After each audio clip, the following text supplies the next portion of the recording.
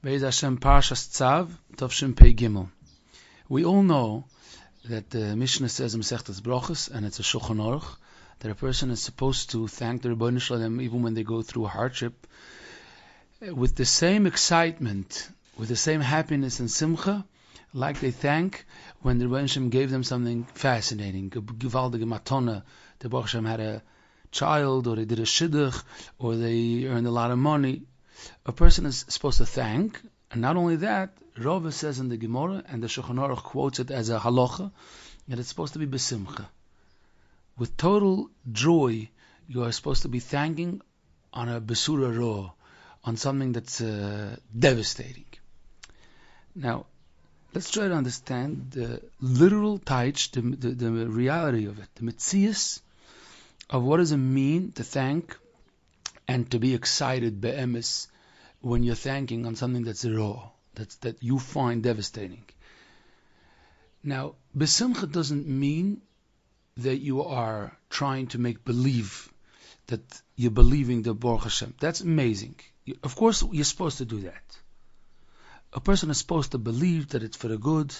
A person is supposed to thank the Rebbeinu Shalom, remembering that Hashem is taking care of them. That's for sure. That's clear. Let's try to understand, but the be'emes, the taich be'emes of the word besimcha, which means that a person is expected somehow, let's try to understand what it means, to feel inner happiness to the extent that it's the same exciting be'emes inside, like if they would be getting something amazing, if they got a big toiva. Now, let's try to think if it's possible. Now, of course it's possible for a person to say diburim of emunah. Of course it's possible for a person to work on themselves and be mechazing themselves. A person could even dance. But to be able to be on a darga that inside you should be excited, l'choire, it seems that it's impossible, even if you're a big Yirei Shamayim, and we'll explain why. And the nusach is not shechiyanu atov ametiv. No, and actually Dayan Emes, the Gemara says, a person says Dayan Emes, which looks like the Nusach HaBracha is Dayan Emes, which means that the Chazal do take into consideration the fact how you feel right now, because the Gemara says that L'osat Lovoi, when everything's going to be open and visible, then we are going to say Hatoiv Ametiv. So Chazal understand that a person sees what they're seeing, and we're living in this metziistic world, and you're devastated. You should say Daina Emes, and we expect you to be besimcha inside. Now let's understand why it seems to be impossible. Impossible, because we have to focus, zoom in. Like, what does it mean be'emes? The concept of simcha. It's not the outside, the appearance, right? What's going on inside? When a person is besimcha, what's happening? Now, the mumchim, the professionals say the same thing, but the Sefer Ikrim from the Rishonim, and the Rishonim means the dag of the Rishonim. The Sefer Ikrim, I think it's in Perek Aleph Oyster Zayin, explains exactly what happened inside the person when he's besimcha. What does it mean to be besimcha? In the Yiddish Shir, Kuf Pei Vov, we say the Maramokim and quotes from, we read from inside. I don't have in front of me right now the exact lashon, but there we spoke the lashon. It's also in the Gilyonis Havineni of Parshas Tzav. This is printed the lashon from the Sefer Ikrim, but it says like this: that when a person has a tshuka, a strong desire, a deep desire, and they end up getting it, the Rebbeinu Shalom helps them, and the Baruch Hashem, they got there, then the hispailas, how do you say hispailas? There's a certain feeling. That means, no, I'll tell you what I mean, the hispailas right now. There's something that gets triggered by the surprise of it, right when they hear the information. Then it starts wearing off, and they're just happy, like they're good. But there's a certain excitement that happens, stimulation, like from the feelings of the person. You get stimulated when the Besuda reaches you, when you're like, I can't believe it actually happened. You're Bemis? Yeah. The doctor came back and said, clean. Wow. That's what he says. He says, that's called Simcha. And any desire that you were waiting and you reached it, the hispilus that happens to the person when they reach their goal, that's what we call Simcha. You could see it and understand it when you see the opposite, when you try to understand the exact opposite of it. When a person was so badly hoping, waiting, davening, that this and this should happen, and then they got the Besuda, they got the answer is no. That devastating moment is a very deep tsar. It's not like an hour later. It touches something very deep. That's what's atzvus, he says. That's what we call atzvus. And always, it's when a person is thinking about the future that they were hoping for, and they see themselves so far from it, it drags them down. Or sometimes it comes out in the form from kinna, from jealousy, when they're watching how other people, and it's triggering them in a way, and look where I am. There's a lot of specifics. There's details in life. There's about the essence of the person, what they reach, where they got to in life. Everybody in there daga what they wanted to. But it ends up boiling down to this point. It ends up always, simcha and atzvus always boil down to the point of the desire of the person, and if they met that goal, always. The more difficulties, the more hardships, the more bumps on the way a person has in order to reach their goal, and they reach it, the deeper the simcha is going to be. Because what they did was, it's like a bow and arrow. That means the more you pull it that way, it's going to go further. The feelings are going to be so much deeper when a person they didn't leave go, and they fell so many times, and they got up again, and they tried again, and they davened again, whatever it is. And soif kol soif, after years and years of work, they got to that moment. There's a very, very deep simcha. And any devastating thing that happens in a person's life, what really devastates them is not the specifics. This happened, that happened. That's not why they feel so hurt or depressed, rather. The depressing nakuda of the situation is that they feel that they wanted so badly something, and the store is closed. You're like traveling 2 hours, and you get there, and you don't believe it. You're trying the door, the bell. It's like a devastating moment. That's how the Sefer Elokim explains it. Now, there's a reason also why it is like that, because the rotten of the person, the will, the deep desire of a person comes from the deepest part of the person. That's why we know in Kabbalah. There's feelings, there's the mind, and then there's something higher than that, deeper than the mind and the feeling. And that is the deep desire that a person has. Now, when that desire is let down, it depresses the person in a way deeper than anything. When it's the fakert, it's the opposite, Baruch Hashem, they feel that rotzen got nismali, it got, Baruch Hashem, their rotzen was fulfilled, then the pleasure, the feelings that are triggered are in a very deep part of the person. Very, very deep part. Now, let's try to understand what does it mean to thank the Rebbeinu Shalom when a person was met with a challenge that they can't believe. They cannot believe something devastating could happen. They waited, they hoped, they davened, and they got an answer. The doctor said it's another 2 weeks. Or a child, they were working to get the child into a moisid or whatever. They tried again, and someone told them that he thinks he could help them. They got that phone call that said it's over. There's nothing, and all those kinds. Explain it to me. I could work on myself. I could say, listen. The Rebbeinu Hashem knows what He's doing.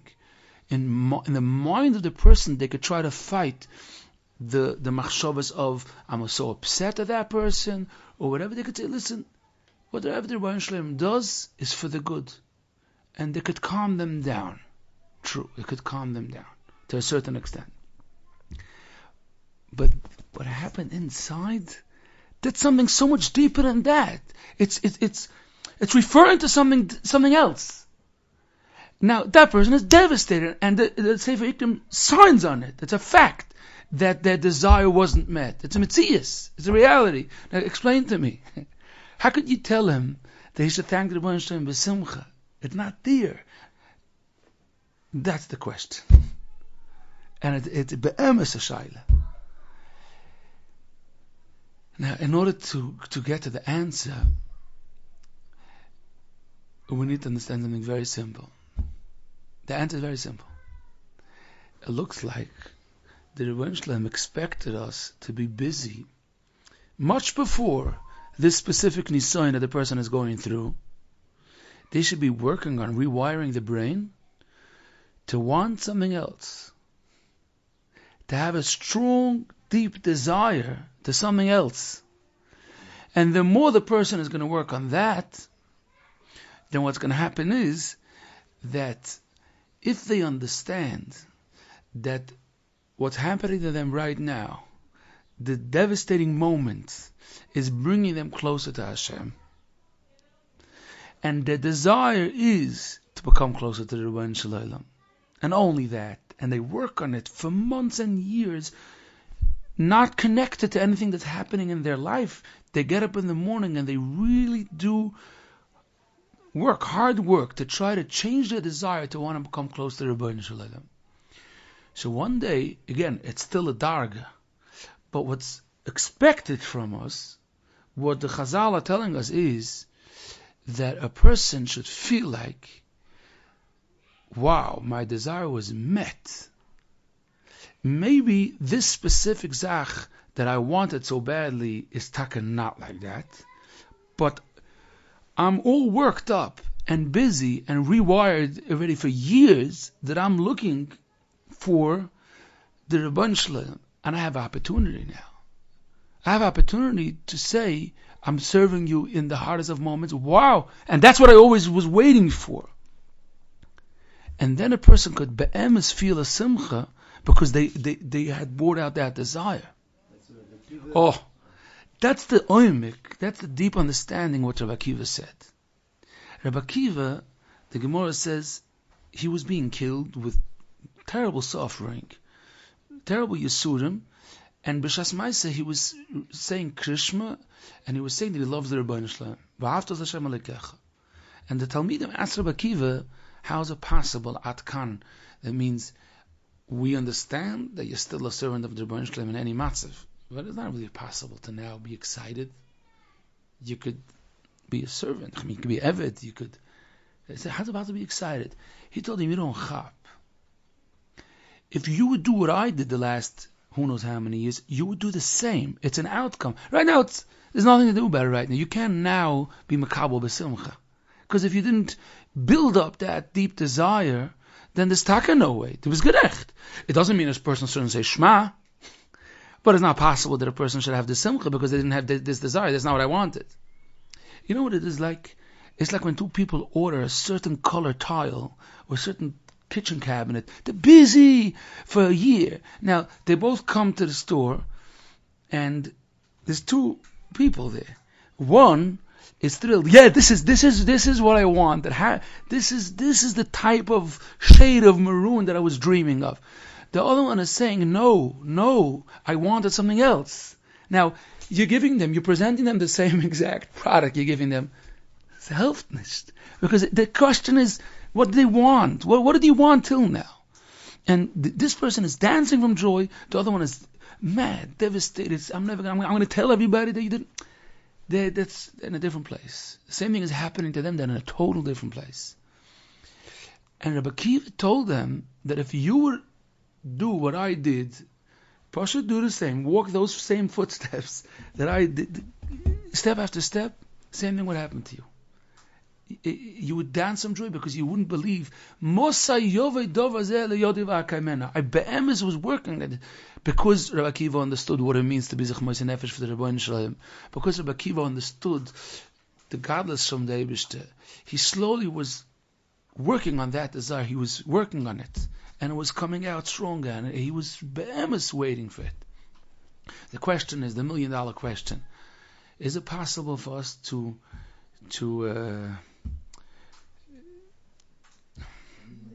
no? A person has to slowly build that desire to be able to bring out such a rotzen. It sounds like such high madregas that how could you expect, and as in our generation, what a person's supposed to wait and wish for Mesiras Nefesh and to give up everything? And the answer is, and it's good news, Rabbi say. No, it's good news. The answer is that the neshama has that desire built in. A person was created with a neshama. If he wants, if he doesn't want, if he's now upset, if he's now frustrated with something, it won't make a difference. The fact is, you have a neshama. That neshama inside comes from the shoyr, from the Rebbeinu Shalom. That neshama is burning. Mamish, it wants to go back to the Rebbeinu Shalom, and it wants to have Kirvas Elokim, and it wants to be Zechmois Nefesh, all in there. It's in the neshama. The Rebbeinu Shalom took that neshama, put it into a body, put it into a guf, and it's true that the body has different desires and wants this and that and has ideas and dreamed of those dreams or whatever it is. True.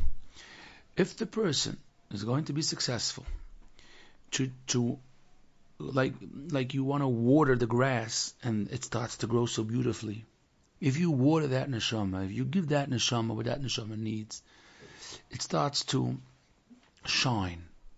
It starts to grow within you. You start to feel it.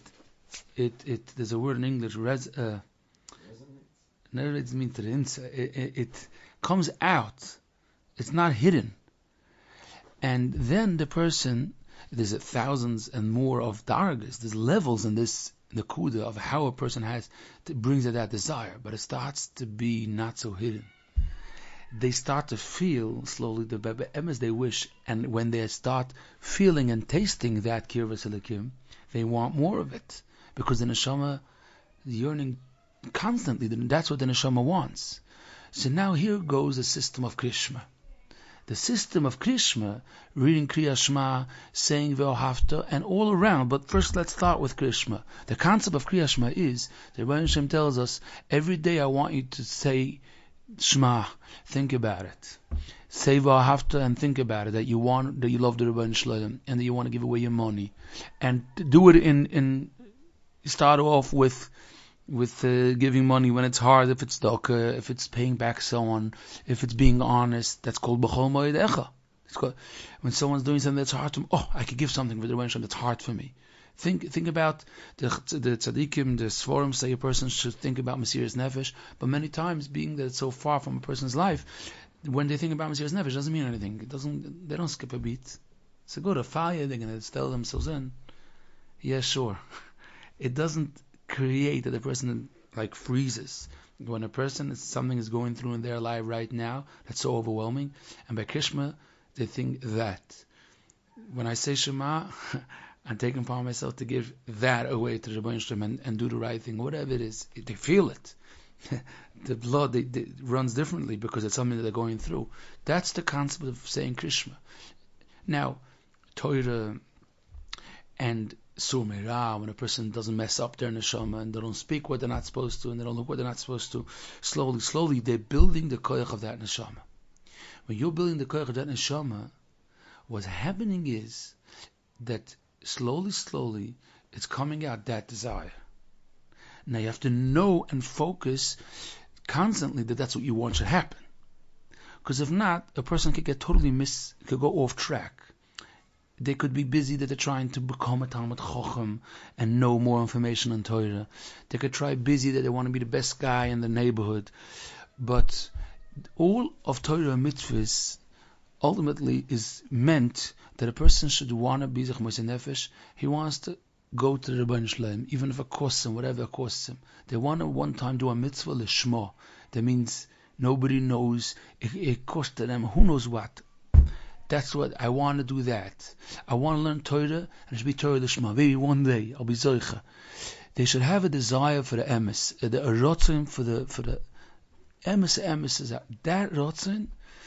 The neshama loves that. The neshama lives from that because the neshama comes from the source from Rebbeinu Shalom, from Chaim. That is something that the more a person works on it, the more they're going to feel it. Maybe they won't feel it all the time, but they're going to know what it is. And here comes the Nakuda. Then a person has a challenge. After they work on it, then they have a challenge. And then once they got the challenge, they're now fighting in their mind. Or they're upset. They don't know if they want. But then when they're going to remind themselves and they're going to say, wasn't I waiting for this opportunity? Then something's going to happen. So in the beginning stages, everyone's in, I don't know. They're going to say, I don't know if I wanted this opportunity. But that's a simon that you didn't really want. But in the end, slowly, when you're going to talk about emes want, the simcha is going to be not shaykh. Now, I'm not talking about the hardest madrega, because you could have small challenges. That's the big news. It doesn't make a difference how big the challenge is. It could be something just a minor zach, but this is what I wanted. And then you can have a very deep simcha. Very deep simcha. In the beginning, people shouldn't get disappointed, because in the beginning, the first time they go, then they chapped that they didn't be'emes want so badly. It's normal. Then you work on it, and then you do want something be'emes. Someone was telling me that he overheard a conversation. Someone that, let's call it that, with IQ wasn't the highest, and the person was talking to the sister or whatever, saying that he wants to come for Shabbos. And he was listening to this conversation. The sister was saying, you're not coming for Shabbos. And he said, no, but this and that, and I don't know where to go. And she said, yeah, but I can't. This conversation was going on for a long time. Until the sister said, okay, come for Shabbos. Okay, you're coming? He said, I don't know yet. Listen, she said you could come for Shabbos. He gave her a whole peace of mind. Listen, I'll see. I have other options. Whoop. He says, then later on, he chapped that he's also that guy. This person that overheard the conversation, he chapped. He begs the Rebbeinu Shalom v'sein b'libi amunach nova nova. Please, I beg you, help me have achno, help me have a nova, help me mean only you, Rebbeinu Shalom. Help me come closer to you. And then Hashem gives them the opportunity, and they start kicking and fighting. I get you. Didn't you ask for Achnova Anova? This is how it looks, Achnova Anova. Someone's mad at you. Someone is telling you criticism. Oh, I'm giving it to you with a golden spoon. So, when a person is asking that they want to give something to the Rebbeinu that's hard for them, that's tough for them, and then they get that opportunity in the beginning stages, they might be upset to the Rebbeinu. I thought it was something else. This is what it is. No thanks. But later on, slowly, they work on themselves. The exercise helps the person develop. You could slowly start developing that desire. And the good news is, there's there's millions. And something that was hard for the person, and now they overcame, they're going to be very, very excited. Another point, it's very, very important to be focused what you exactly want, because if not, a person can't feel the simcha. A person can't feel that simcha, because if a person, very important, for example, a person feels that they have koiches. Maybe they have koiches in organizing, maybe they have koiches in helping other people psychologically. They feel they understand to other people. They want to do in Kirv. Now, as long as they're going to give a name to the desire that they have, which is not accurate, then the Rebbeinu is going to help them that they're going to be able to do the Nakuda, but they had made an image in their mind that they want it that way. And they're not going to have that simcha because they got stuck on something that's so not important. But if they have a deeper understanding what they want, which is always going to have to mean that you should leave go of the surrounding narishkeit. What it means is that a person knows, I want to give out my koiches. I want to be zeicha to my potential, my shlichus. Every person, but my shlichus I want to do. Then they see, oh, they should give me opportunity. I'm right now giving out my koiches. When they start refining what the desire is, then they're gonna have excitement even when it comes with such hardship, and even when they're gonna see, das hab ich gewollt. This is what I wanted. Someone thought he was going to be affecting thousands of people, and in the end, he's helping a couple of people. Mamash Azai. He thought he's going to be helping thousands of people. Right now, he opened up a yeshiva, 7 boys enrolled, and these 7 boys, whatever. It's happening. Right now, it's happening. It's a middle of happening. Thank the Rebbeinu Shalom, because something is happening right now.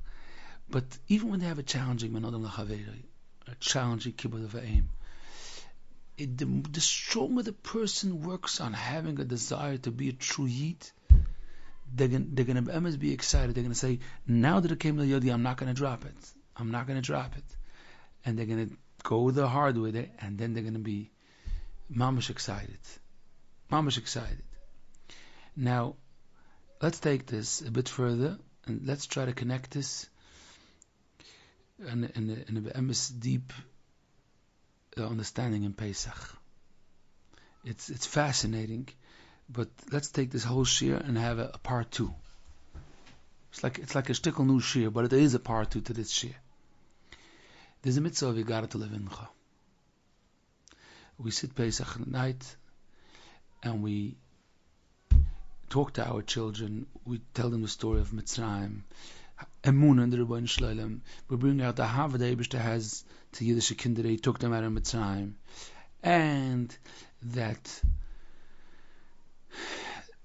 the Hashgacha Prot, the Eibishter runs the world, the Makkahs and everything. Now, what are you trying to do when you're trying to convey the message? What are you trying to do? You're trying to implant, you're trying to put an emunah into your children and to the people that are sitting by the Seder. Well, chinuch doesn't mean that. If we think a bit deeper, it's nothing to do with chinuch. Let's explain why. It looks like, Pesach is like the yontiv of chinuch. Chinuch means when a person has no seichel, and you're bachlala working on their seichel. You're not working on their mind. They're young. You're trying to be margle them. Habituate, yeah. That means you're trying to make them be used to. They shouldn't have addictions or whatever it is to be lazy, whatever. Make them get up in the morning, make them daven, and that's good. Why? Because the Haflo says in Masechtas Ksubis in the Hakdama that by 13, Yetzer Tov comes, whatever. But if the guy's so into their habits of the way they live, they eat without a bracha and they talk whatever they want, then the hergel of the person, the addictions, whatever darg it is not the habits. The habits of the person are not going to let the person, nothing. You can't fight 12 years of a habit just because you became a mitzvah, you put on a hat. It's not going to work. So we take 12 years, 13 years of a person's life, and we train them how to talk, how to sit and learn, how to daven, how to be nice to people, everything that has to do. Then when they have seichel and understand it as a Rebbeinu Shalom and all that, what happens is that it comes together. Chinuch has nothing to do with something that's in the mind, because they don't have yet a mind, a das. So how could I be mechanech v'emunah v'tochen? I can be mechanech to say, to repeat sentences. I could do that. I could be mechanech them not to get mad, because it's called behavioral. That I could do. I could train them to certain behaviors if it works, but I'm saying the tafkir of us, to try to. But they should have the feeling. Even for an adult, it's very hard to convey a feeling. But to a child, which I can't put in something in their mind if they don't have the tools for that yet. So what we got at the Levindcho? And the answer has to do with what we spoke before. It's something else, Bahamas. It's something else, and that is that the neshama, including neshamas of children, the neshama has a built-in emunah, a built-in feel of trust to the Rebbeinu Shalom. Why? Because that's the essence of the neshama. The neshama comes from there.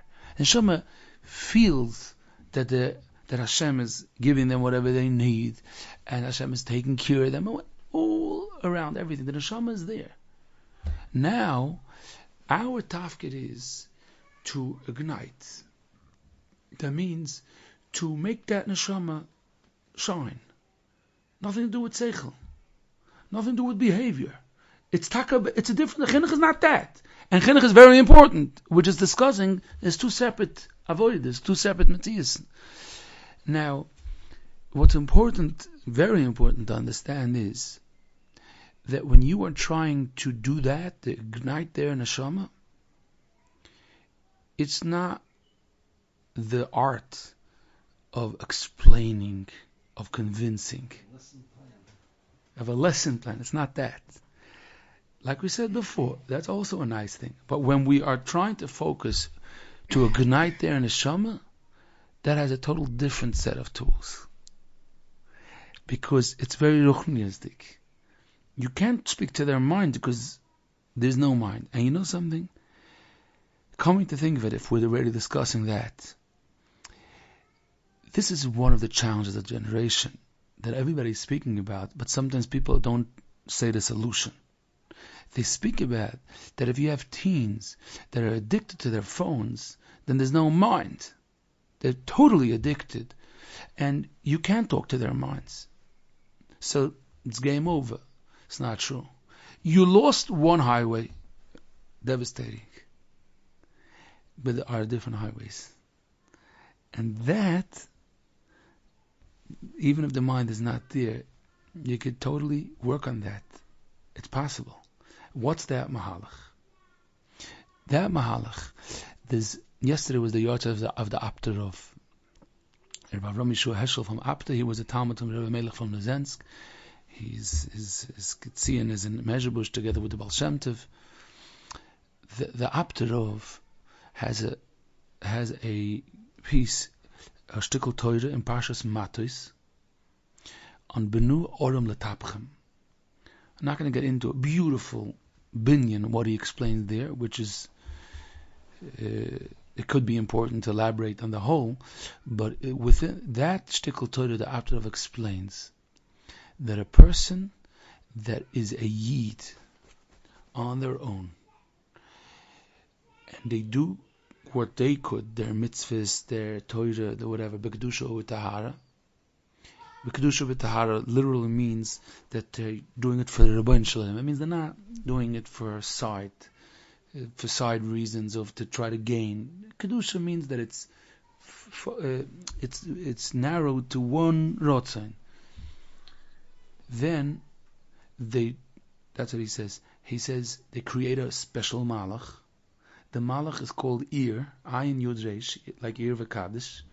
That malach goes and ignites the neshama of their children that don't have seichel. That's what he says. He says that it goes from the malach goes and is working on the children's kedusha. Now, there's a reason for it, because a neshama talks to a neshama because they're be'etzim connected. Like Hashem talks to the neshama because the neshama comes from there, and neshama talks to the neshama. Comes from the same source, and all the neshamas are connected. What's sometimes one of the big mechitzas, one of the big barriers, is that a person doesn't have what to say or whatever, and sometimes there's a friction, sometimes there's upsetness between the two. So then it's hard to convey and reach their neshama because there's something blocking. But if a person has a full ahava to their children, that's not the chinuch. That's only like a pipe. You're not disconnected. The smile, the love, that's just opening up that it's possible to now It's like when they put pipes under the water. Now you could send gas. That's what it is. Now the question is, what do you convey? Which message? What are you going to try to give over? Now, and here is the connection to the part 1 of the shir. The neshama that's inside your child wants the Rebbeinu Shalom. All around it, that means which hat to go, and which minyan to daven, and which community, all that's around it. That deep desire that they don't even know how to put their finger on it is what their neshama wants. The neshama wants the Rebbeinu Shalom. The more they're messed up, the more they're whatever, but that didn't go away. Now, what the mashpia in any sense, it doesn't have to be dafka the father. Pesach night, it's a tziviyah, it's like a mitzvah on the father. What the mashpia could do is, if the mashpia has a ratzon for the Rebbeinu Shalom himself, nothing. They don't care. The mashpia doesn't care anything. They have nothing. They're not upset at the child is giving them a run for their money. They're not upset at the child that they told him 100 times and he did the opposite. Not upset that he's embarrassing them. And it's a darga not to be upset. We're just first discussing the topic. Then we can see how to work on it. But first the concept. Let's say the mashpia right now doesn't care about anything, be'emes. They don't care. And that's why sometimes a person from the side, he didn't work on it. He just be'emes doesn't care because it's not his child. It's not because he's such a big tzaddik. But the person wants just Rebbeinu Shalom, fartik. That's what they want. They don't even want to succeed. They're not getting paid. There's nothing involved there. And they love the child. And they speak to the child. The dibur of the person doesn't work because you're convincing them, because you're telling them something they never heard. You can't talk to their mind. Many times there's no mind to talk to. But you could take that neshama and make, like, if it would be a volume, if it would be like it would be a 1, you could turn it on to 3. That's fire. Now, what's important to know is that even if you did that, most probably they're not going to change their behavior. And a 90% chance. But it has nothing to do, because you're mixing up two things. Behavior is the sugya of chinuch, is the topic of habits, which has a different route. How to work on it, when to work on it. When you are igniting that fire that's in the neshama of the person, you're making them sometimes much more devastated, because now they're in a much bigger fight. Because you turn on the fire, and he has his old habits, and now he's a mess. That's fine. If you see him as being a mess, pat yourself on the back. In a certain sense. That means, don't mix up the two. Because the more you're going to try to see the end goal, the more you try to dictate how the person's behavior should be, the more the rotzen is not that itself. It's not sterile. It's not, and ibazoi, it does sometimes the opposite. Going back to connecting the two parts of the shir, the more a person has a rotzen for the Rebbeinu Shalom, they want to be zachmas nefesh. They have bizyonis Baruch Hashem. They're doing things that are hard for them. They don't care. Slowly, they're working on it. It takes baby steps. But they start to bisalach, little by little, bringing out by them, not their job, not their success in their job, nothing. Just plain, they're bringing out that they should feel their own rotzen. It should come out by them. The bigger the success rate is, you should be able to do that to others. And once again, there's different parts of chinuch that we are not touching right now. We're not saying this is the secret and everybody else is wrong. We're talking about a separate part. This is something sometimes people don't chab. That's the nakuda. There is such a thing, and it works. It's fascinating. It doesn't work that you see results. No, it doesn't work like that. But it ends up creating that pressure in the nefesh, that when that child is going to be ready, you're adding pressure that nefesh should say, I need to do something, but I still don't know how and what and when. But you are warming up that neshama. And tzaddikim did it all the time. They got people to cry their hearts out by nothing. Because the tzaddikim's neshama was burning with fire to the Rebbeinu Shalom. They had no strings attached. In addition to that, they have moedig Ahavas Yisrael. And they spoke for 5 minutes. And then others were thinking, I told him the same thing. Why didn't he get so over? Why didn't he change? I told him the same thing.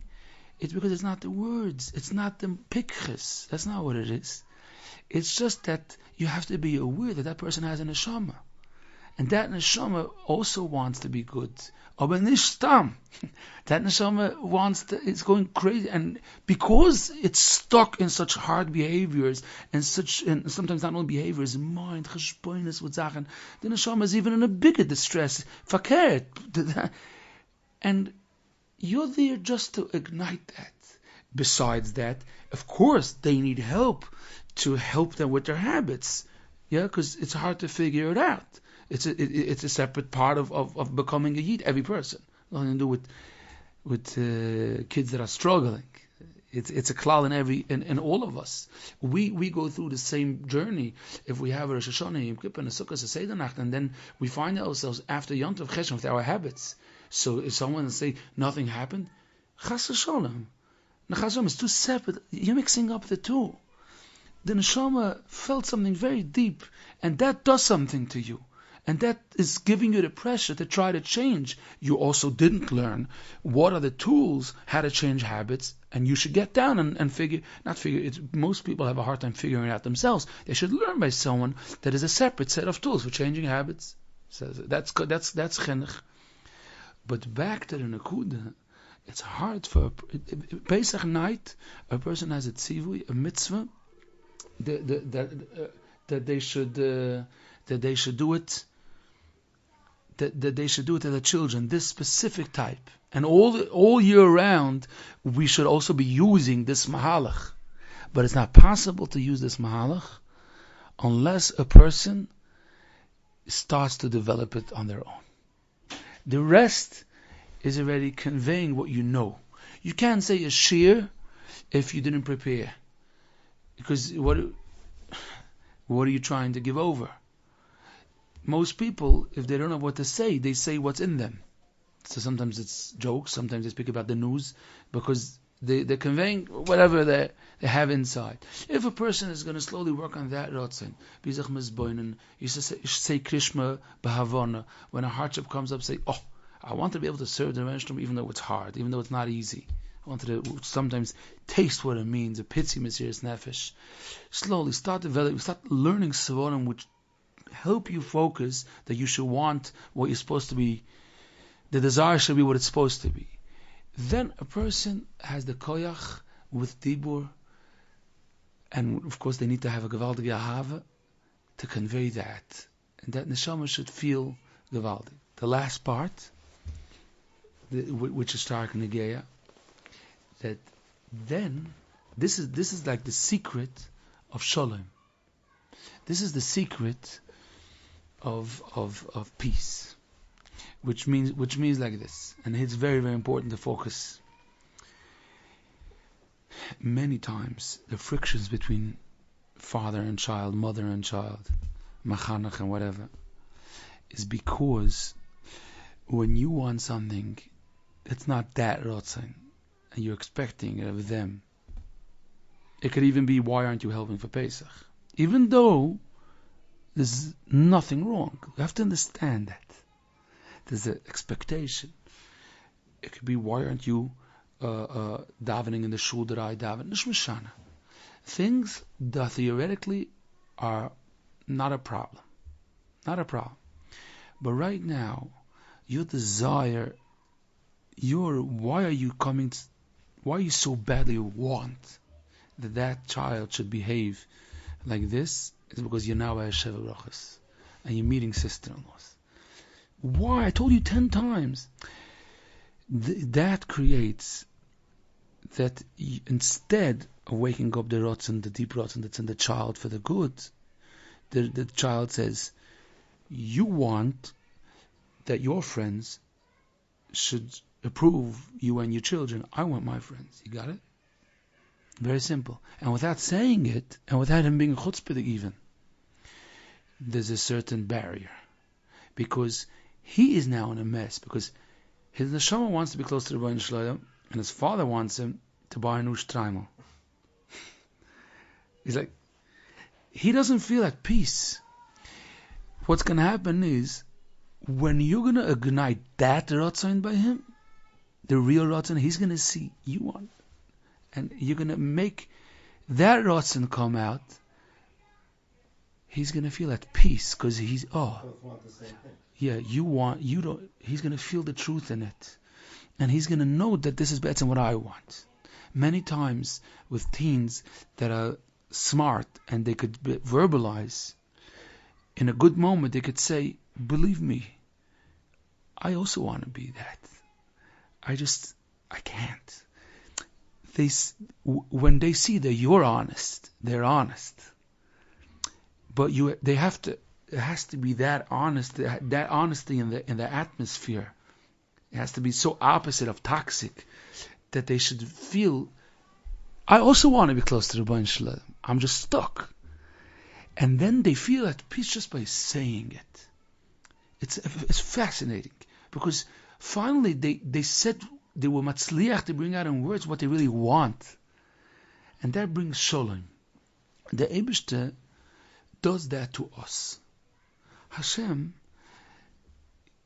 Hashem showers us with ruchnius, and He makes us be satisfied by igniting our rotzon. Masbia. When is a person? He's at peace. When is he at peace? When he feels his rotzon. Oh, I know what I want. Teens are sometimes till they know what they want. When you know what you want, you're at peace, even if you didn't get it yet. I know what I'm a for. I know exactly. I'm a suda. The Eibusha does that to us. He makes us feel our neshama. So the Eibusha said, "V'lachta b'drachav." I want you to do the same. I want you to do that. Besides being mechanach and being and setting up boundaries in your house, whatever it is, we'll talk about a different time. But I want you to have that rotzon and convey that rotzon that you have. Give it over in a way you don't have to explain it. But the more you're going to have it by you and you're going to talk, the dibur has a big koyach from inside. That neshama is going to feel that. And if he's going to know that you mean that, he's also going to be at peace with that. Then, even if behavior is in the way, but ahava is still there. Even if there's this disappointment, the Gvalga disappointment, you'll see those children love their fathers, even if they didn't figure it out yet. Even if they didn't figure it out. But they know, my father means well, they want, but they didn't find yet their way. It's oisa sholem. This concept. Back to the beginning, that's one of the many reasons why it's so important that a person should develop this rotzon to serve the Rebbeinu Shalom, even though they're giving everything away. They're giving away their house, they're giving away their money, they're giving away their name, Baruch Hashem. And then when that challenge comes, they say, I always was hoping and wishing I'm going to be able to serve the Rebbeinu Shalom like that, and now I have the opportunity. And if they're going to be able to say that, and they're going to be able to chap it, they're going to be in olam haba, even if it's for a second. They're going to be amazed that they're going to touch. They're going to touch that feeling of aspilas that they were matzliach. They succeeded to do and to feel that nakuda. It's a lot, and it's a bit deep. But it's big yesod is for life. Okay. Das Freunde, was